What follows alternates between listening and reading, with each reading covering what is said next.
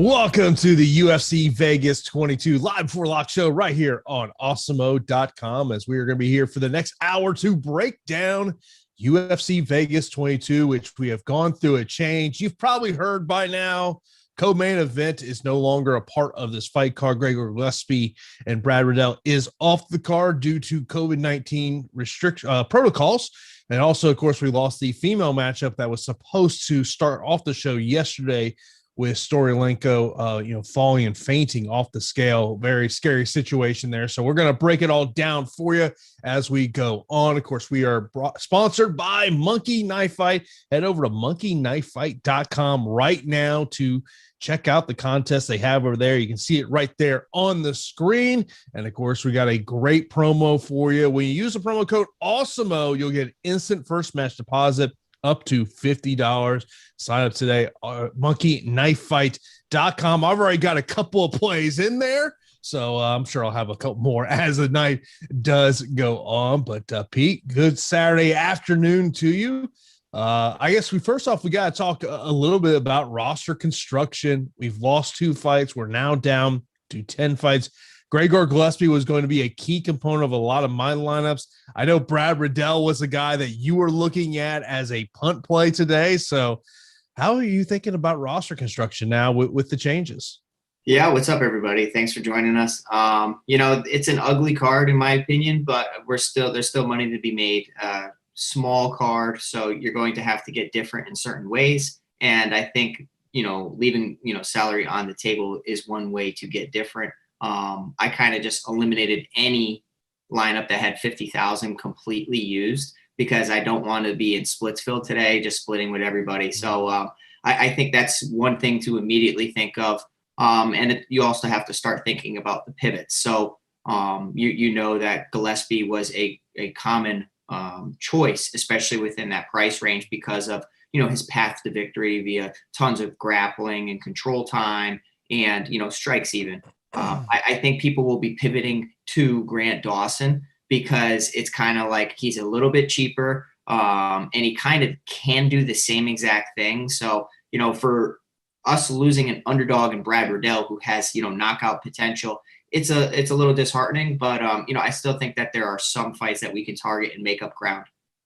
Yeah, Riddell was one of those guys that even though I did like Gillespie, I did thought that, because when I was doing some hand builds yesterday, I was just like, man, this is not an easy hand build. Just when you're starting to look at that under 76, 7,500 on DraftKings, you're like, man, I don't know about this, but we'll break it all down for you here. Of course, be sure to subscribe to Awesemo right here on YouTube. Hit that notification bell so you know a new show is live here on the channel. Also, be sure to give this video a thumbs up. That does help us a lot. And should mention MMA Top Fighters Tool is free premium content over at Awesemo.com. Say along with that, NHL player projections and NBA ownership projections. We talk about roster construction, and I think, and I saw some people kind of talk about this in our premium Slack channel a little earlier. If you want 100% exposure on the main event, this is where you have to use Fantasy Cruncher to your benefit.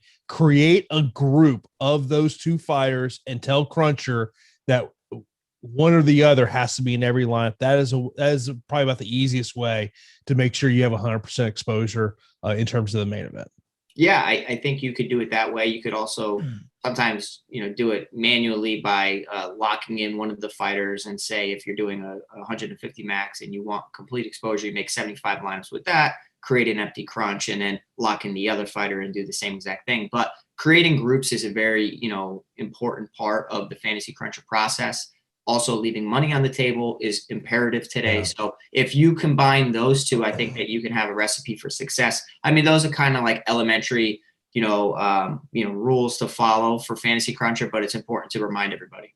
It's a tremendous tool that you put out there, and I'm glad that you brought it up. Of sit there and spend 49.7, maybe 49.6. It's going to help you separate yourself when we're talking about only a 10 fight card. Now, in terms of must roster fights, we talked about on Thursday, part of the strategy show. Of course, if you ever do miss a strategy show, you can check it out, a part of the Awesemo Podcast Network. Make sure to leave a 5-star rating and review on any of our podcast channels for your chance to win a free week of Awesemo Plus Platinum. Just leave your Twitter handle or email address. They do drawings every Friday, and you're eligible to win up to for 1 year. But in terms of in our Slack, they're talking, the must roster fights. To me, outside of the main event, the fight that I pinpoint is a heavyweight matchup of Harry Hunsinger stepping up on short notice to take on Tai Tuivasa. Yeah, so I'm pretty clear with you guys, and I'm transparent with who I'm exposed to, and I have a ton of Tai Tuivasa. I think there's only a few lineups that I don't have him in there. Now, granted, it is heavyweight MMA, which can be somewhat unpredictable at times because you're talking about a weight class where cardio isn't the best, and a sloppy heavyweight fight is always in possibility. And when you have guys that are in a sloppy heavyweight fight, it ends up being a lot of clinch work against the cage and, being dragged out throughout 15 minutes. But I do like the stylistic matchup of Tuivasa against Hunsucker because they both enjoy striking a lot. If you want to target Hunsucker because of the fact that he is a heavyweight and he's coming off of a recent knockout win just a few weeks ago, I don't blame you. It's just, matched up against a very, very tough Tai Tuivasa who, has put out Stefan Struve, had good moments against, Junior Dos Santos. He is getting better each time. Tai Tuivasa is easily my most exposed fighter. Yeah, I'm with you there. I mean, as I look up and down the salaries and other potential must roster fights, I mean, do I dare say Trevin Giles versus Delize?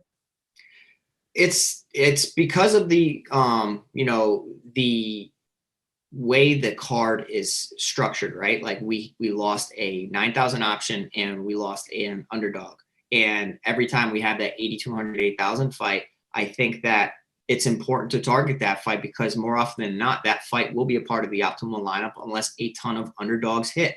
And I'm looking at a lot of underdogs this week, and there are plenty of better weeks where we have underdogs coming through with, knockout potential or submission potential or, a great resume where you're talking about, let's say that's why Derek Brunson's such a good value this week because he is an underdog under 8K. He's in a 5-round fight. He has a clear wrestling advantage. So you need to have exposure to Derek Brunson. But outside of that, you can nitpick each one of them. Bruno Silva is probably my other underdog that I like a lot, but I do love what you're saying, and I'm targeting that Trevin Giles and Roman Dolidze fight quite a bit.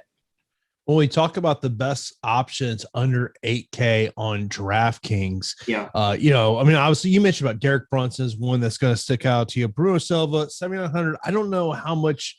My concern with that is kind of what is the ceiling potentially for Bruno Silva in terms of how many points he can score. But when I look outside of that, so just kind of going through the options here, I'll just, Ruiz 7,100, she'll probably be a punt play for me in a couple of lineups, but don't feel great about it. Gustavo Lopez, 7,400. I think there is potentially some value there. I mean, the guy has shown toughness, probably, could go through 15 minutes. He did talk in his meeting with the media this week. Basically, it seems like a guy that just, feels like, why am I the underdog? Why is this other guy the quote unquote, promising prospect? I don't like Son Kanan at 7,700. I don't mind taking a flyer on Hunsinger at 6,900. I know you like Marion Renault. I'm not huge on that one. That'd probably be more of a cash gains play to me as opposed to a GPP. Leonardo Santos. I mean, look, the only thing that concerns me about that one is if this becomes if Grant Dawson finds himself into a jiu-jitsu match, and look, that's what Leo Santos does the best. Of course, he hasn't had a submission in 6 years. We mentioned about Giles. No thank you on Jesse Strader. And then we mentioned about Bruno Silva. I mean, it's just there's not a ton of great options under 8K. Yeah, and I'm with you on that. And under 8K, I think that Song Kanan will probably be decently popular because if you look at Max Griffin's entire body of work within the UFC, he's 4-6 in the UFC, while Song Kanan surprisingly is 4-1. Like that kind of blew my mind when I'm looking at it. But the competition and the strength of schedule is completely different, where Max Griffin's fighting legitimate guys and Song Kanan's fighting a lot of guys that are no longer with the promotion. So I understand the 88% finish rate for Song Kanan. I understand that he packs a big punch. I just think from a reach disadvantage and a wrestling disadvantage in the matchup, I think that Max Griffin's a nice value at 8,500. So Song Kanon's not nearly one of my favorite underdogs. Gustavo Lopez, he's tough. It's kind of like, he kind of reminds me like a Darren Elkins in this matchup where he's going to be so tough. He's probably going to be there from bell to bell and start to look to resort to some takedowns. He can make a fight closer than you would imagine. And 92% finish rate, does have submission ability. I don't know if I really got to much of him, but I totally respect it. If you think that, maybe Yanez will gas himself out or not find that knockout shot. But for me, it's Renault. And I'm getting to a ridiculous amount of Montserrat Ruiz. And it makes me very, very uncomfortable because I want these high-priced fighters, Jason. And in order to have these high-priced fighters, I have to put in ugly fighters. Like I have to put in fighters that make me uncomfortable because we got no underdogs. And, if I want to put Holland in there as well, now I have Brunson, my favorite under 8,000 option, off the table. So, I had to get a little creative. Cheyenne Buys is 5-1 overall. Montserrat Ruiz is 9-1.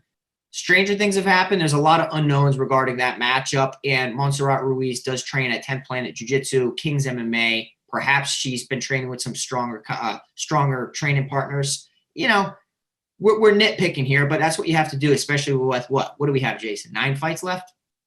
She's got a neck tattoo. I could not imagine how bad that hurt to get that thing done. Yeah, no, I'm good. I got no tattoos. I respect all the tattoos in the tattoo game, but we'll have to see how it goes. She has an edge, and if you look at Cheyenne Bai's career, she has been caught in a submission in the past, so perhaps Montserrat Ruiz will be able to capitalize on that.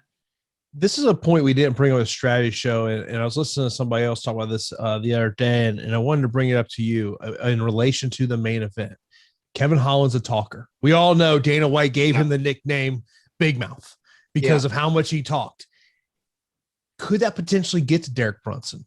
Yeah, it definitely can. That's the same thing as like Nate Diaz. Like when he talks to his opponents or he slaps them, Stockton slaps them, and you're playing mental warfare, it definitely takes an effect on you. I think that we've seen that, Kevin Holland is a spectacular athlete and has put together some incredible finishes from odd angles and odd positions. I mean, the Jacare Souza knockout is arguably in my top 10. Like, I think that is such a creative and dynamic knockout that, it's pretty unique.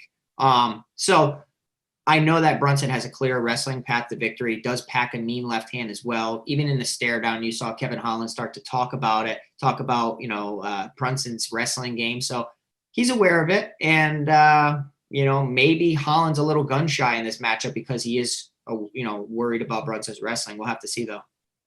When you look at some value and punt plays in terms of this one, I'll point over on FanDuel. I think $16 is a great value in terms of Derek Brunson. Potentially 5 rounds. That one definitely sticks out to me. Before the fight, before it was canceled, I thought Brad Riddell on FanDuel was potentially a great cash gains play if he could stop some takedowns. I don't know if I want to call Max Griffin a value play at all at 8,517, but he might be the guy outside of Montel Jackson that I have the most confidence in today. Yeah, it's tough to have a lot of confidence in Griffin, right? Because like 4-6 overall, Song Kanon, you see that, I don't know, he's not too impressive, and I think that Griffin can capitalize, especially in the clinch, and if he implements his wrestling. I read somewhere that Griffin's looking to get a finish over Kanon. So I like it when I hear fighters talking about stuff like that. You can recognize the motivation, which is awesome. In the 8,000 range, let me think about who I am, a little underweight on. And it would have to be Macy Chasson. And I think that I'm a little underweight on Macy Chasson just because I like a lot of fighters above her and a lot of fighters underneath her. And for me, I think the fight against Marion Renault is a very tough challenge. And I told you guys on Thursday that I've been flip-flopping back and forth. And my initial read was I liked Marion Renault. And then I started to doubt myself. I'm back on the Marion Renault side. It's like ever so slightly. I think that she has impressive boxing. And I watched Chasson's last fight again. And, there's a lot left to be desired. Like, I wasn't really too impressed with that. And I think that Marion Renault can maybe even get a victory here at 43 years old. At $10 on FanDuel, that to me looks like a solid value play. Leonardo Santos 14. I like Grant Dawson to win the fight, but I definitely can see how Leo Santos could potentially get the win. Now, if you do want to get access to our ownership projections, our fighter projections, you got to sign up right now for an Awesemo Plus weekly pass. $29.95 gets you all the sports we have over at awesemo.com. If you just want a MMA pass, a weekly pass, get that for $8.95. You see it right there on the screen, the different options that we have in terms of our passes for our MMA coverage over here at awesemo.com. So you got to take advantage and use those ownership projections to your advantage. It's something that I was doing. And once we get done with the show here, I'm going to finalize in all my lineups and seeing where maybe the leverage spot potentially is there. Of course, over on FanDuel, I'm going to be looking at that MVP, super draft, the champion. The fighters that stick out to me in terms of that is I look at Adrian Yanez, I look at Tai Tuivasa, Montel Jackson would be another one that I would look at. And I think also you have to look at the main event. Yeah, I'm with you. I'm less of locking in certain fights with so little ways to maneuver about this card, right? Like when there's more fights on a card, I like to pick my shots a little bit, and I like to really hammer certain fights. I'm hammering the Tai Tuivasa fight for sure, and it's mainly on the Tuivasa side. I'm hammering the main event for sure. Outside of those two matchups, I got to a lot of Montel Jackson despite the price tag. 9,400, I understand. But, I think an inside the distance Montel Jackson is very plausible. I think that's going to happen. If you're looking for a guy with a puncher's chance similar to Davey Grant did last weekend, you could do worse than Jesse Strader, I guess, at 5-1. I understand that he's relatively inexperienced in regards to MMA in comparison to Montel Jackson and other fighters on this card. But, not so long ago, Montel Jackson was on the Contender series. And Jesse Strader does pack mean power for the division, invests a lot in the body, throws awesome hooks to the head. One shot just needs to land. And if you do look and you want to nitpick against Montel Jackson, I would say defensively striking, he leaves his chin up in the air, which always has me worried. Yeah, no, I'm with you in terms of that. Speaking of the betting lines, Montel Jackson inside the distance, looking at it, get about as low as minus 165. Of course, if you head over to Odd Shopper, you can look at those lines and find the value that you're looking for. There are certainly some fights that I think you got to look at some of the prop bets in terms of maybe, a fighter that you think is going to win, and maybe a fighter that you think is going to shock the world. There hasn't been, one of the more interesting line movements that I have seen. This is, since it opened up, is the fact that Cheyenne Buys, who's now about, anywhere from, 280 to 350. She actually opened up at 360. So, potentially you could find a little lesser number out there on Cheyenne Buys. In terms of all the female fights, you're going to have to pay a premium if you want to take that over 2.5 rounds, just because of that's what female fights are. I don't know if there was maybe any other. I know that one prop I mentioned earlier this week. I want to see what it's at right now. I mentioned Leonardo Santos. He was as high as plus 800 to win by submission. Yeah. So he is Santos via submission. Let me see where. They're not, one book has got it plus 850, but usually about 5-1. It's what you're getting there. But those are, and I always say is you got to look at those betting lines to figure out what you want to do. Anything else you want to mention before we get into the questions? If I'm looking, let me just kind of scan real quick. Cheyenne Buys, I have I think level to the field. I have a couple lineups with her. I think that the Dolidze and Giles fight, I don't really have much Giles, but I understand what people are saying. Dolidze did look good at the weigh-ins and is now at 185 pounds, so I'm interested to see him moving forward at that weight class. JP Buys at 8,300, Jason. Is he a guy that you're targeting? Because for me, I tend to favor battle-tested fighters and fighters that I've seen already that have given me somewhat of a sample size. There are times when I will back a debuting fighter, but I do like what I've seen from Bruno Silva, despite being 0-3 in the UFC. I think that, it's going to be a much more competitive fight than people are thinking. It's a cash game play to me. It's not a GPP. Because I think it's going 15 minutes, and I just don't know, even at their price point, will they score enough to make them optimal? Okay. Yeah. I mean, it's fair. Let's look down the card and just say high a greater than, 65% chance it ends in finish. Brunson, Holland, I say yes. Yeah. Baez, Ruiz. No. Yeah, I'm with you. Yanez, Lopez, I say yes. I say no. Griffin, Kanan. No. Tuivasa, Hunsinger. Absolutely. Yeah. Renault, Chason. That's a no to me. It's a no for me, dog. Even though I'll say this, the female fights could be the slate breaker. Yeah. It's a leverage every weekend. It really is. Yeah. Santos, Dawson. No. Giles, Deleze. Yeah, I think that one's getting stopped. Jackson, Strader. Stopped. Silva, Baez. This is the decision. But so we have a lot of decisions, right? So you may say we only have 2 or 3 finishes out of 7 fights or whatever we have, and we have remaining 7 decisions. Now you're going to be comparing decision wins against decision wins. So it's like lock in the few finishes that you feel confident in. And then if you feel like you got to read on certain sides, that's why I like Bruno Silva. Even in a decision, like in his decision losses, Jason, he scored 45, 44 points. That's pretty good. He averages 40.3 DraftKings points per fight. He's had 3 fights in the UFC, 0 wins. That's pretty good. Yeah. It's just, this new DK scoring system. It's if you're not going for takedowns and you're not a massive volume, it's tough to become optimal. It just is. By the way, mention as of everything I've seen, the lock time is 7:30 p.m. Eastern time. And those people are asked up. Let's get right into the questions. Of course, line those up in our premium Slack channel or also over on YouTube. Matthew says, how are we feeling about Santos and JP buys for DraftKings? To me, I'm more of that's a cash game to me than GPP, and it's just because of what I believe a 15-minute ceiling is for both these guys. So it's picking one or the other? Yeah.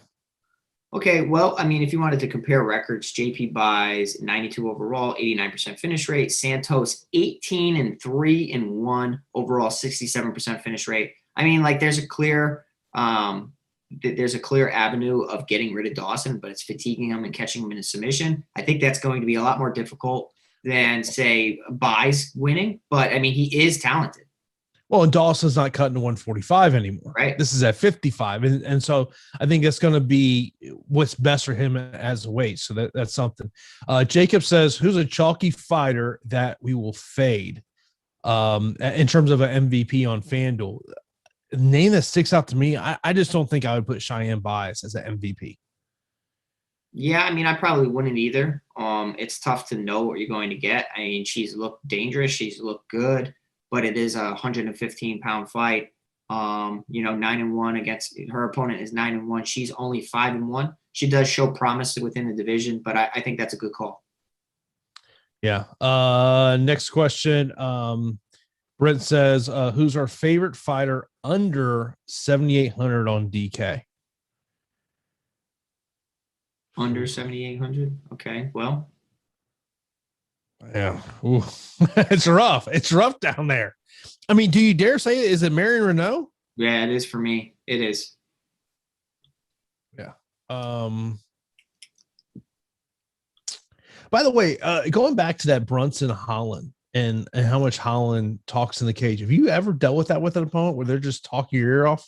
I've done it. I've dealt with it in training. And it makes you, despite them being your friend, it makes you want to, beat them up. You know who I've told is one of the biggest trash talkers in the room? Maybe. James Krause. Oh, James Krause. Yeah. And apparently he loves it when you talk back to him. Yeah. Like it He's done it in fuels his him. fights too. He's done it in his fights too. Like I think, forget they were. God, I forget who was telling me out of glory that when it's Kraus, God, I can't think of the other fighter was. They say it is pure comedy because they just talk to each other. You know what would be an interesting fight would be Kraus against Nate Diaz, because they are both so skilled in each department and they love talking trash. Oh yeah. Next up, is stacking Holland and Brunson in DK cash a viable strategy? It's always more viable with less fights. So now that we've lost a ton of fights this week, I think that it could work. It's just, I mean, it's not like Holland's priced up like I thought he would be. He's 8,400 and Brunson 7,800. So in a 5-round fight, if it's back and forth, I think Brunson definitely pays off the salary. It's a matter of if Holland does enough to pay off his salary to make the stack work, because he's a striker. And in order for strikers to really perform well on a DraftKings slate without a finish, they have to do a lot. So, stacking's not for me, and I don't really recommend it. But if you want to just kind of make sure that you have a solid floor, you could do worse than that. Yeah, I mean, when you start getting into these 9 and 10 fights cards, that's where I think it's at least in consideration for me. The odds of me stacking a fight are still very slim. Yeah, I'm with you. Jason, we have 300 people checking us out right now. We're here for another 30 minutes or so. And so make sure you guys line up your questions. If you guys had Ryan Spann or Eric Anders in your lineup, please hit that like button. Get us over to 100 likes, please. FanDuel cash question. Pick the stronger duo. Griffin, Renault, or Dawson and Ruiz? Ooh, that's damn good. That's a good combo. I go with the Griffin Renault, and it's probably having more faith in Renault than I have in Ruiz. Yeah, I mean, I don't really have much faith in Ruiz other than seeing the fact she trains at 10th Planet Jiu-Jitsu. Cheyenne Buys was submitted in one of her defeats. She trains at King's MMA. So, I'm trying to really use those components to almost convince myself that Ruiz coming into my lineups isn't a horrible thing, but it would be Marion, Renault, and Griffin for me. Michael says, how much money do you leave on the table in terms of FanDuel? $5 to $7. If you can leave $5 to $7 on the table, you are going to be unique. It's tough over there to do that, right? Like, I don't play over there. That would be more of your expertise. To me, it's like a $2-3 max usually as far as I go. Now, on FanDuel, do you end up spending all of your cash, or do you try to leave something on the table? It's a mixture of the two. Yeah. Usually like in a card like today, when I was hand building a lineup, it was more of, okay, here's the fights I'm targeting or fighters I'm targeting. So I wanted somebody in the main event. Mm-hmm. I wanted, Tuivasa. I like Max Griffin at $17. I think it's a sort of a safe play. I ultimately feel there. Then I'm looking for, then you have to look for value over there. Ruiz at $9. I mean, can she stop some takedowns, maybe rack up some points?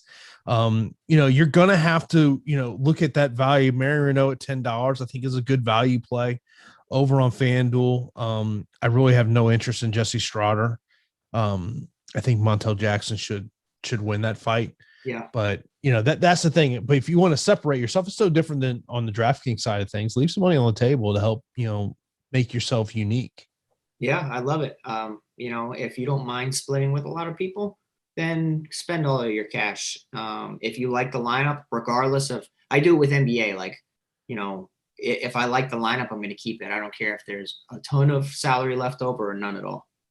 Yeah. One of the things I like to do with Cruncher is sometimes I'll put in to create 500 lineups just because I want to see what it spits out. Yeah. And I start looking for combinations. That's one of the things you can do with Fantasy Cruncher. Of course, if you do have any questions, you can leave those in our premium Slack channel or on YouTube. Of course, our premium Slack channel is one of the great benefits of the Awesemo Plus subscription that you have over here, where you can chat with myself and Pete and the rest of the Awesemo DFS community. got any questions, see how everyone else is doing a lineup. That is a great tool that we have as a part of the Awesemo subscription. Moving on to more questions here. It says, who do you got from my FanDuel cash lineup? Holland and Renault versus Brunson and Santos. It's got to be Holland and Renault, right? Yeah. I don't hate Santos. On FanDuel, he's probably going to have to stuff a lot of takedowns, so he could be sneaky over there. And he has been great in the UFC. He's been actually phenomenal. It's just he is older. He does fatigue. He does tire. And his record in the UFC, he's really good, 7-0-1. And it's kind of like mind-boggling because when you watch film on him, he's like underwhelming. And it's like, okay, a guy that pushes a fast pace like Dawson, if Dawson can minimize mistakes, he should win the fight. Yeah. Let's see here. Best underdog under 8K is Brunson. Kanan. I don't know about Kanan as a best underdog. I was trying to convince myself because I knew that our listeners would love it. Because they see usually 7,700 to 8,000 is where a lot of people smash their exposure to those fighters because they believe that they, if any underdogs, have a better chance than others. And typically they're correct. And Kanan does have an 88% finish rate, and Griffin is 4-6 in the UFC. But when I was watching his fights, like he has good striking, but there's a lot like. I don't know. I think that Max Griffin can pick him apart from the outside. And if he goes to the grappling well, I think that Kanan could be in some trouble here. But I do have some Kanan. So, like, literally, we have 10 fights.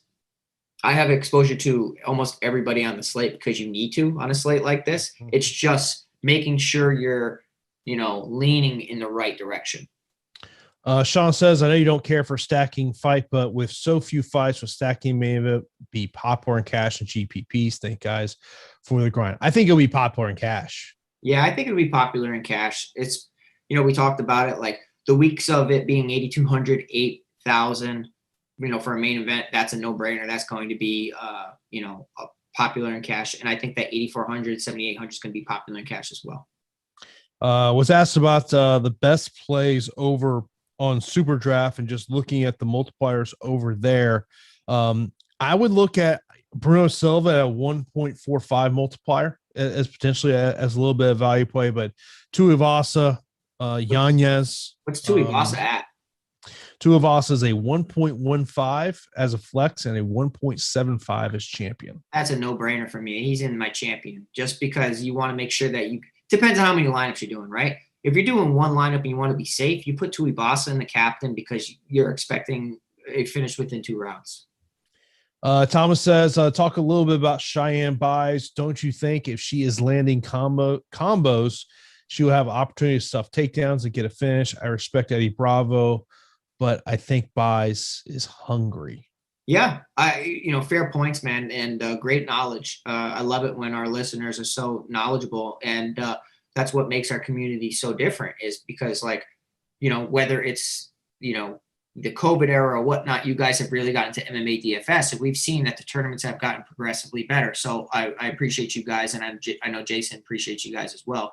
Cheyenne buys is very, very tough. She is hungry, and that's kind of like a factor that we can't really put our thumb on, and I can't really demonstrate with figures or on the heat sheet, but she does have that hunger and that desire to be talented and to be somebody within the division. I mean, she just kind of has that charisma and that attitude, like especially in her Contender Series fight, she's swearing at her opponent to stand up, and she's so in the zone that she's like apologizes, and I thought that was kind of funny. But I think that Cheyenne buys, you make a great point. Don't be surprised if Cheyenne buys goes to the takedown well, because, her boyfriend or husband is a very talented wrestler. She's done it in some of her fights. It's just she used to pull guard a lot and be reckless with her submission attacks, which led to her getting reversed and kind of put in bad positions. I wouldn't be surprised to see Cheyenne buys resort to some takedowns here to solidify rounds. Now, we did talk about this on the strategy show, is what happens if her husband, JP, it doesn't go well for him. And you talked about on the strategy show, just, we have teammates on the card and things don't go well for them. They can't have an effect on you. Yeah. It definitely could, but it also could work the other way, right? Like, let's see if JP buys gets a win, and maybe Cheyenne buys is going to be more motivated now. We'll have to see. Tokyo Swan says, wife always picks one random person and bet on it. She's 12-2. Hey. And picked Hunsinger this week. I think she's going 12-3. Hey, I like that. And, my mom picks some great stuff sometimes. My brother one time had a treat set up, and that's how he picked his NCAA bracket. And his dog would pick, from one pile or the other. And he actually ended up winning the bracket tournament for his friends, because it was just, he was so, diverse with his picks. Goes to show you that sometimes when you know a lot about a sport, you kind of have blinders on, and it's always good to have, a third eye kind of look at it. So who's Mama Pete got in her lineup today? That's what we all need to know. I don't know. We need a tailor. Come on. I don't know. I mean, if you want to tailor our listener, she's saying to include some Hunsinger, and I can't hate it. His hands didn't look horrible. But his strength of schedule is pretty weak. In his defeats, he does get knocked out.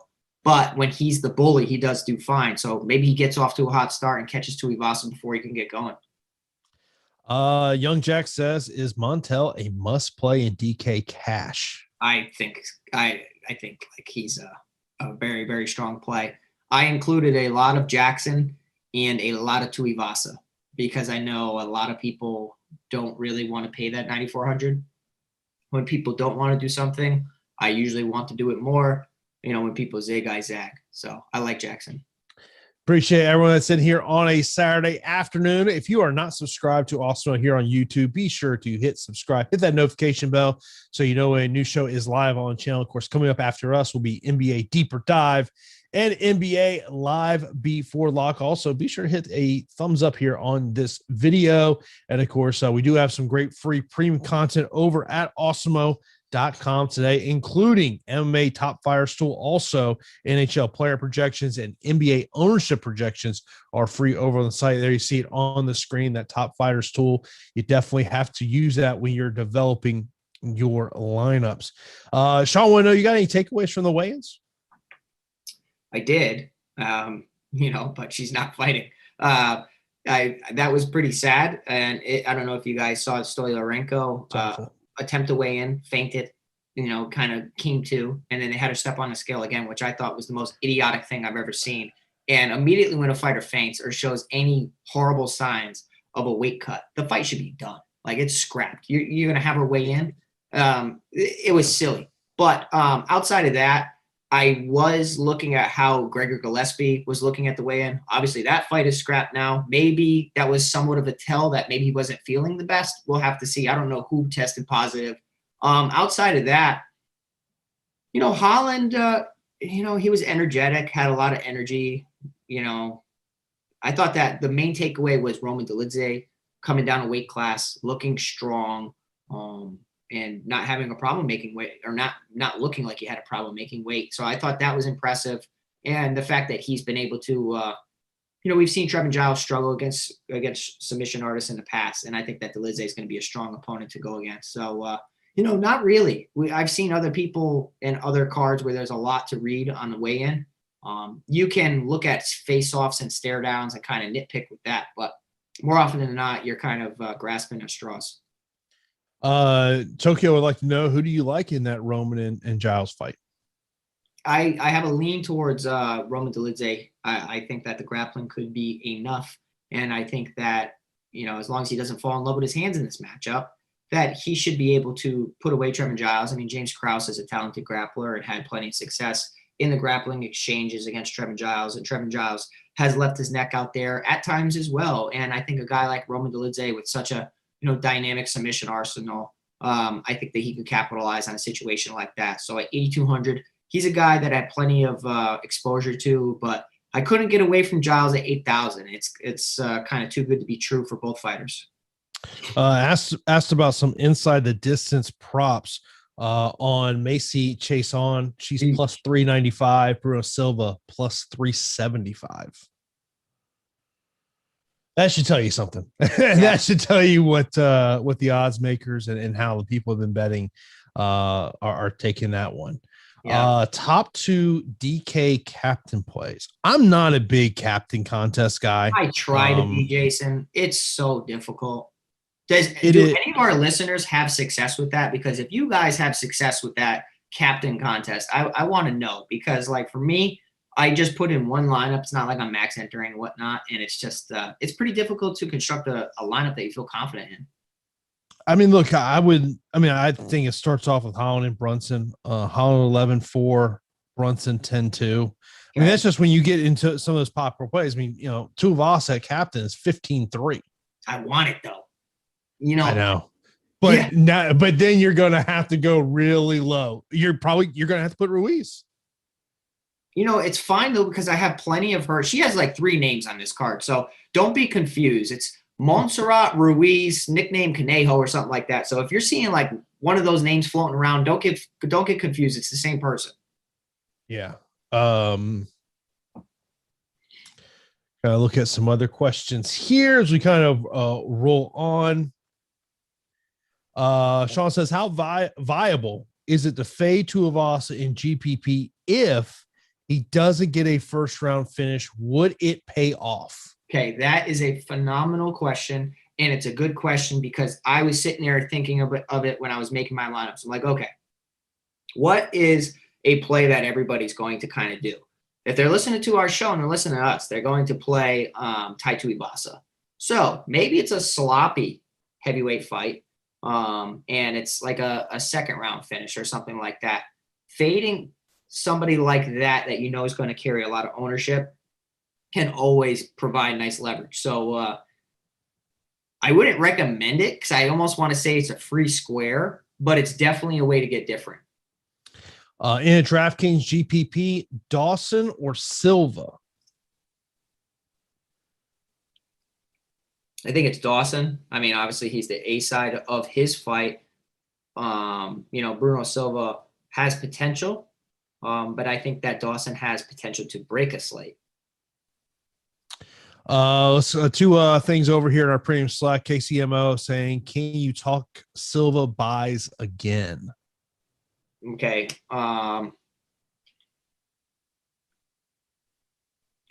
Both of the buys, right? So many unknowns surrounding them. I mean, we've seen it's almost like you have more confidence in Cheyenne buys, even though she's had one performance on the Contender series, whereas we've seen JP buys twice.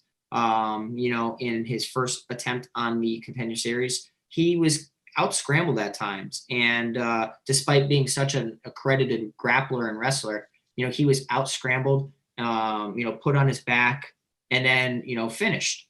So that made me think like, okay, maybe this guy's wrestling's not all that it's chalked up to be.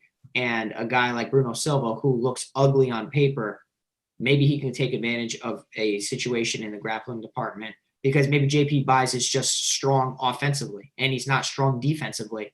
And then you saw JP buys finish on the Contender series in his second attempt. And it was like, I wanted to see more, right? Because that was a very controversial stoppage and a controversial fight. So like, it's tough to know what you're getting yourself into. 9-2, I will say relatively untested as far as facing adversity within his career. Like the only adversity I've seen him face, he didn't look the best in his first Contender series fight. And as far as facing adversity, Silva, despite being winless, 0-3, one of those is a no contest, but he still lost. He's shown like durability. He's shown toughness. He's shown grit.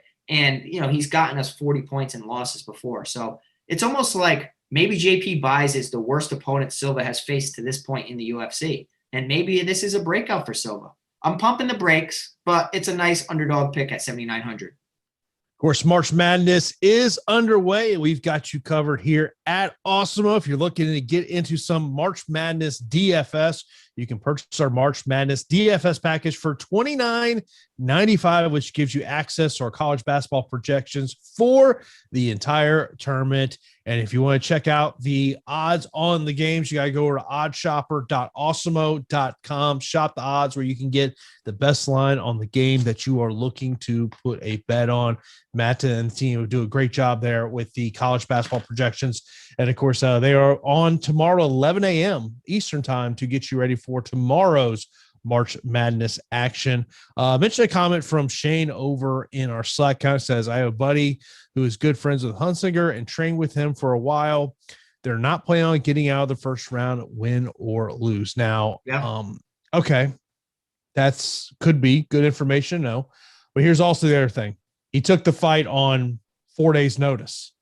He may not think he's got a gas tank for 6 minutes. He may think he only has a 5-minute gas tank. Yeah. Let me tell you, you can have a full camp, and the scariest thing in the world is running out of gas in the octagon or in the cage. Like for me, like I don't worry about getting knocked out. Nope.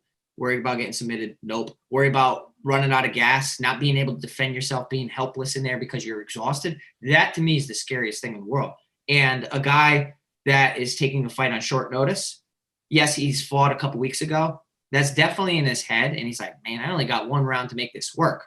We've seen it. Justin James, right? Knew he had one round, went out there, kind of shocked the world against, was it Frank Camacho? Is that who he knocked out? Yeah. You know, we've seen it in the past where these guys that, you know, you have your back against the wall, you don't have anything to lose in a situation. You go out there loose, you just let it fly.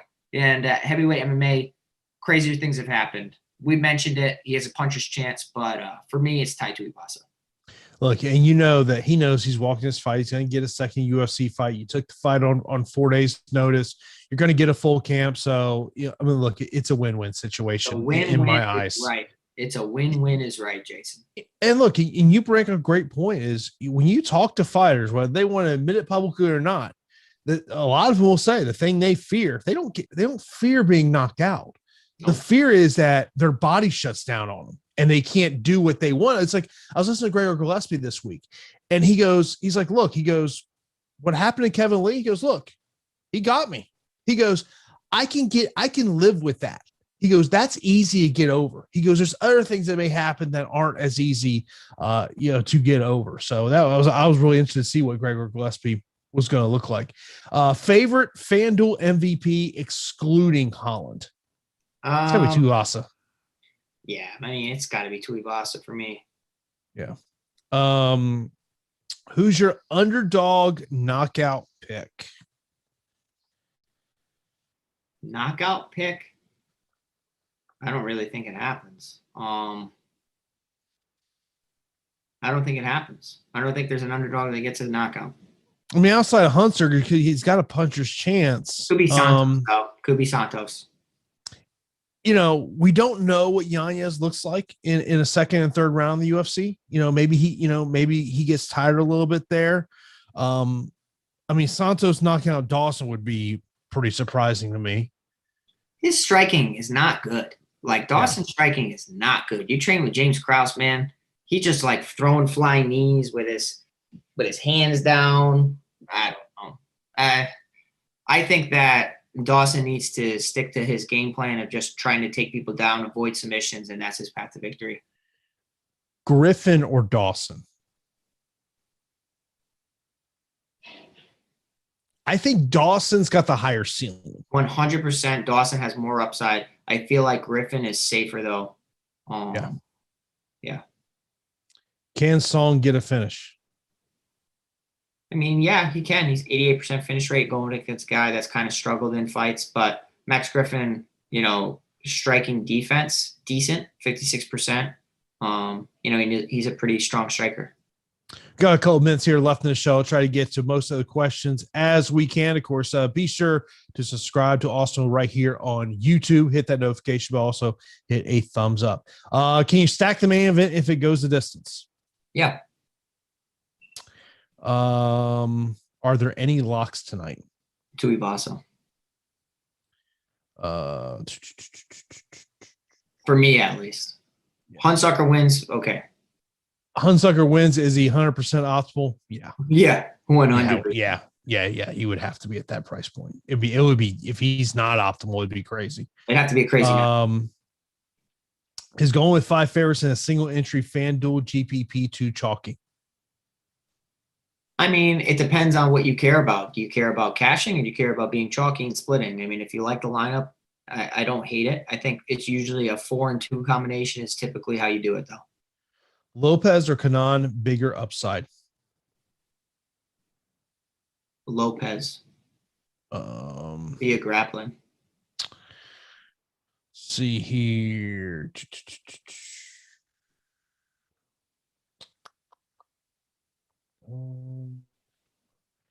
I love Dawson MVP spot on FanDuel. Thoughts? Thanks, guys.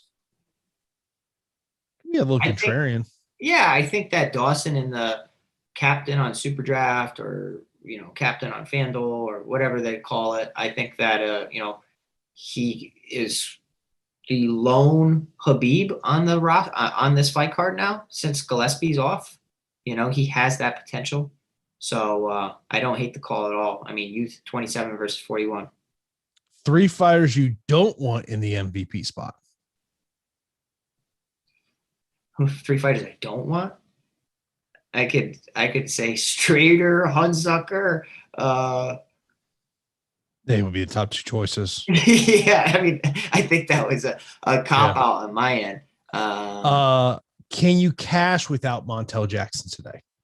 Yeah, cash without him, absolutely. But I think, as far as feeling confident in picks, despite the price tag, I like him. I included him in almost, a high amount of my lineups.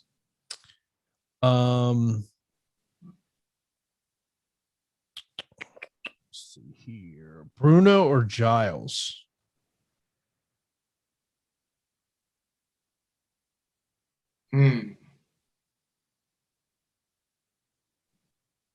I feel like that's really close, and I think it's a strong question. I think that Silva probably has a more winnable matchup because Giles is fighting an undefeated fighter who is an accomplished grappler. If Dolizé decides to strike, okay, then that's definitely how Giles can get the victory. But outside of that, I think Silva has a legitimate chance. Next up, what was the other one I saw here? Is Tuivasa your span play for today, Pete? Yeah, Tuivasa. I mean, it's cheap though. That's a cheap pick for me, right? See, that's if you're going if it was an 8,200, 8,000 fight, and you're like, give me 150 of that person, that's a bold call. It's a bold call going 100. You're doing 150 max. You're going 1 fire. He's in every line. It's a bold call. It doesn't even matter. Look, it doesn't even matter if it's the hugest favorite. You're sitting there going, man, if that one doesn't come in, all your lineups are done. Yeah, I mean, that's kind of how I like to play, but some people like the hedge. Holland or Tuivasa in the FanDuel MVP spot, or is it Yanez over them? So Holland has a ton of value on FanDuel because Brunson might be shooting for his life, right? Mm-hmm. And if Holland's able to defend some takedowns, it's just can he defend takedowns? 52% finish, 52% takedown defensive rating. It would have to still be Tuivasa for me, but the sneaky 5 rounds of Holland, he's in consideration for sure.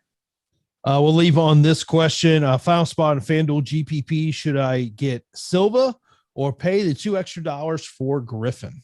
Ooh, final spot, FanDuel GPP. Final spot, FanDuel GPP. I would say go Griffin, man. I think that Griffin at 17, I think he's a decent value. By the way, comment says, if Hunsinger wins, either one of you will do a shoey in the live stream for next event. I don't understand why anyone does a shoey. First off, I'm not a beer chugger, first off. Oh, come on, Jason. I've got a buddy. He can chug a pitcher like it's nothing. Yeah. Just not me. It's just not me. I could chug beer pretty well. I don't drink that often, but I could definitely chug beer. But out of a shoe, I don't know. No, thank you. No, thank you. No, thank you. But that is going to do it for UFC Vegas 22 live before lock. Coming up next here will be NBA Deeper Dive with Spags and Eric. Of course, be sure to check out our sponsor, Monkey Knife Fight, and the premium content we have over Awesemo.com, NBA player rankings, NHL player and MMA top fighter tools. Check that over there at awesemo.com. That's going to do it for us. Good luck to everyone, and we will see you tonight in our premium Slack channel.